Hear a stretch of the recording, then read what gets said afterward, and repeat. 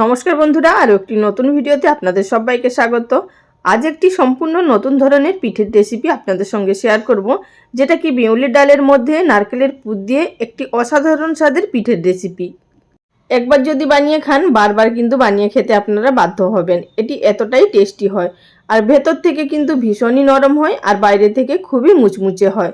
তো বন্ধুরা, আর বেশি দেরি না করে চলুন তাহলে শুরু করা যাক আজকের এই ভিডিওটি। সবার প্রথমে আমরা পিঠের ভেতরের পুরটা তৈরি করে নেব। তার জন্য এখানে একটি মাঝারি সাইজের নারকেল দিয়ে দিলাম কুড়িয়ে, আর তার সাথে দিচ্ছি এখানে হাফ কাপ পরিমাণ মতো খেজুরের গুড়। এখানে আমি খেজুর গুড় দিয়ে পুরটা তৈরি করছি। আপনারা কিন্তু চাইলে আখের গুড় দিয়েও তৈরি করতে পারেন, বা এখানে আপনারা চিনি দিয়েও তৈরি করতে পারেন। তো এই শীতের সময় কিন্তু খেজুর গুড় দিয়ে করলেই বেশি ভালো টেস্ট হয়। তো দেখুন, এখানে গুড়টা যখনই গরম হতে শুরু করবে তখন কিন্তু এখানে জল ভাব তৈরি হবে। তো গ্যাসের ফ্লেমটা একেবারে লোতে করে দিয়ে এটিকে আমাদের অনবরত নাড়াচাড়া করে যেতে হবে, এবং যতক্ষণ না শুকনো হয়ে আসছে ততক্ষণ অবধি আমাদের পাক দিয়ে যেতে হবে। অবশ্যই কিন্তু গ্যাসের ফ্লেম লোতে রাখবেন, তা না হলে কিন্তু গুড়টা জ্বলে যেতে পারে আর নারকেলের পুরের মধ্যে পাক আসবে না, একদমই ঝুনো ঝুনো হয়ে যাবে। তো যাই হোক, এইভাবে লো ফ্লেমে রেখে এটিকে অনবরত নাড়াচাড়া করে ঠিক এইভাবে একটি আঠালো পুর তৈরি করে নিলাম। আশা করি এখানে আপনারা দেখেই বুঝতে পারছেন যে পুরটা ঠিক কিভাবে তৈরি করতে হবে। এইভাবেই আমি রেখে দিচ্ছি, কারণ এটি একটু যখন শুকনো হয়ে যাবে তখন কিন্তু আরও একটু টাইট হয়ে যাবে। তো এইভাবেই আমাদেরকে রেখে নিতে হবে। এটিকে অবশ্যই কিন্তু ঠান্ডা করে নিতে হবে। যতক্ষণে নারকেলের পুরটা ঠান্ডা হচ্ছে ততক্ষণে আমরা বাদবাকি জোগাড়গুলো করে নেব। অপরদিকে 200 গ্রাম পরিমাণ বিউলির ডাল আমি এখানে 4 থেকে 5 ঘন্টা মতো ভিজিয়ে রেখেছিলাম। ডালগুলো খুব ভালোভাবে ভিজে গেছে, জল থেকে তুলে নিয়েছি। এবার একটি গ্রাইন্ডিং জারের মধ্যে দিয়ে দিলাম। তো ডালের মধ্যেও হালকা জল ভাব আছে, আর তার সাথে দিয়ে দেব সামান্য পরিমাণ জল, দিয়ে একটি শুকনো ব্যাটার তৈরি করে নেব, মানে পেস্ট তৈরি করে নিতে হবে আমাদের। তো খুব বেশি জল দিয়ে কিন্তু বাটবেন না, তা না হলে কিন্তু ডাল বাটাটা একদম পাতলা হয়ে যাবে, তখন কিন্তু আর বড়া শেপ দেওয়া যাবে না।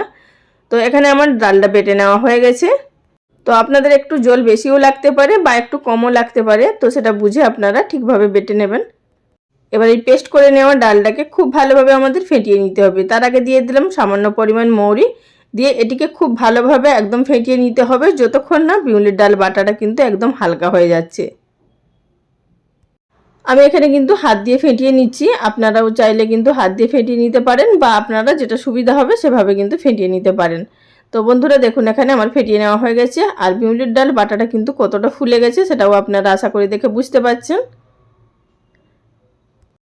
ফেটিয়ে নেওয়ার পর এখন এর মধ্যে অ্যাড করে দেবো প্রায় 3 টেবিল চামচ পরিমাণ মতো চালের গুঁড়ি। এখানে আতপ চালের গুঁড়ি ব্যবহার করেছি, আর এইভাবেই কিন্তু অল্প পরিমাণে চালের গুঁড়ি ব্যবহার করবেন, মানে যতটা ডাল নেবেন তার কিন্তু 4 ভাগের 1 ভাগ কিন্তু চালের গুঁড়ি ব্যবহার করতে হবে।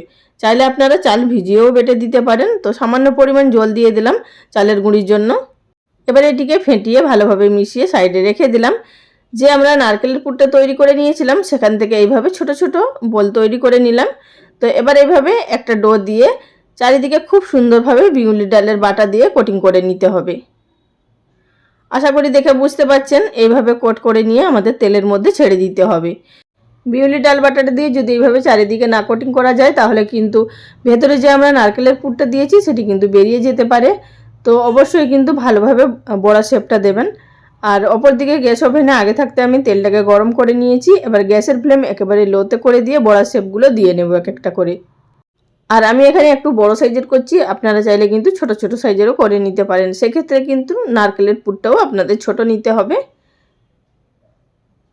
তো কড়ার মধ্যে যে কোটা ধরছে প্রথমে আমি সেই কোটা দিয়ে নিচ্ছি। এবার গ্যাসের ফ্লেম লোতে থাকা অবস্থাতে একদিকটা আমাদের সেট হতে দিতে হবে। তো কিছুক্ষণের মধ্যেই কিন্তু সেট হয়ে যাবে, যেহেতু এর মধ্যে চালের গুঁড়ি দেওয়া আছে।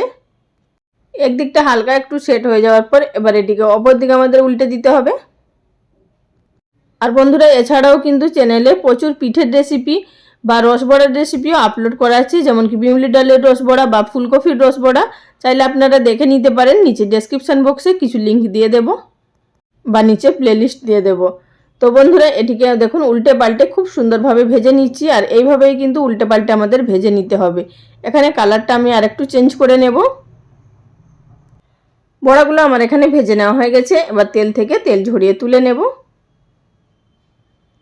একই রকম পদ্ধতিতে বাদবাকি বেজগুলোও এখানে ভেজে নেব। এই পিঠেগুলো কিন্তু এভাবে তেল দিয়ে ভেজে নিয়ে খেলেও কিন্তু ভীষণ টেস্ট লাগে। আর যদি আপনারা দুধেও ভিজাতে চান বা চিনির রসে বা গুড়ের রসে ভিজাতে চান তাতে কিন্তু খেতে আরও ভালো লাগবে। তো এগুলোকে আমি দুধের মধ্যে ফুটিয়ে নেব, তাহলে খেতে কিন্তু খুবই আরও টেস্ট হবে। বড়াগুলো ভেজে নেওয়ার পর এবার অপর দিকে গ্যাস ওভেনের উপরে একটি কড়াইয়ের মধ্যে দিয়ে দিলাম এখানে 750 গ্রাম দুধ। আমি সেটিকে জাল দিয়ে আগে থাকতে আধা লিটার করে নিয়েছিলাম। এর মধ্যে দিয়ে দিলাম ছোট একটা গুঁড়ো দুধের প্যাকেট, এতে করে কিন্তু আরও খেতে ভীষণ টেস্ট হবে। তো যাই হোক, এবার এর মধ্যে খুব ভালোভাবে আমাদের মিশিয়ে নিতে হবে। দুধটা কিন্তু হালকা যখনই উষ্ণ গরম হবে সেই পর্যায়ে কিন্তু গুঁড়ো দুধটা দিতে হবে আর ভালোভাবে নেড়েচেড়ে মিশিয়ে নিতে হবে। তা না হলে কিন্তু দুধ যদি খুব গরম থাকে সেই সময় কিন্তু গুঁড়ো দুধ দিলে অনেক সময় দেখা যায় যে দুধটা কেটে যায় বা দলাভাব চলে আসে। গুঁড়ো দুধটা মিশিয়ে নেওয়ার পর এবার এর মধ্যে দিয়ে দিচ্ছি স্বাদ মতো মিষ্টি। এখানে আমি খেজুর গুড় ব্যবহার করেছি, আপনারা আপনাদের টেস্ট অনুযায়ী মিষ্টি বা এখানে আপনারা আপনাদের পছন্দ অনুযায়ী গুড় বা চিনি যে কোনো কিছু ব্যবহার করতে পারেন। দিয়ে খুব ভালোভাবে মিশিয়ে নিলাম। তো আরও 2 মিনিট মতো দুধটাকে ফুটিয়ে নেব। মিনিট 2-এর মতো আরও ফুটিয়ে নেওয়ার পর এখন এর মধ্যে দিয়ে দেব আগে থাকতে ভেজে রাখা পিঠেগুলো দিয়ে দেওয়ার পর কিন্তু আমাদের এটিকে ফুটিয়ে নিতে হবে আরও 5 মিনিট মতো। এতে করে পিঠেগুলোর মধ্যে খুব সুন্দরভাবে দুধটা ঢুকে যাবে, তাহলে পিঠেগুলো খুব ভালো নরম হবে আর খেতেও ভীষণ টেস্ট হবে।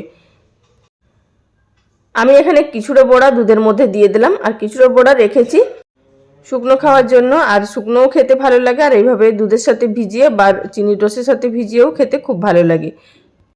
তো বড়াগুলো দিয়ে 5 মিনিট মতো ফুটিয়ে নিলাম। এবার গ্যাসের ফ্লেম বন্ধ করে দেব। এবার একটি সার্ভিং প্লেটের মধ্যে সার্ভ করে নিচ্ছি। আর বন্ধুরা, এখানে কিন্তু দুধটা খুব বেশি ঘন করবেন না, তা না হলে যখন ঠান্ডা হয়ে যাবে দুধটা একদমই জমে যাবে। সুতরাং দুধের ঘনত্বটা ঠিক এইভাবেই রাখবেন, তাহলে কিন্তু খেতে খুব ভালো লাগবে। তো আমি এখানে একটি সার্ভিং প্লেটের মধ্যে কিছুটা সার্ভ করে নিয়েছি। এবার আপনাদেরকে আমি একটি কেটে দেখিয়ে দিচ্ছি ভেতর থেকে ঠিক কতটা সফট হয়েছে এবং একটাও কিন্তু পিঠে ভেঙে যায়নি।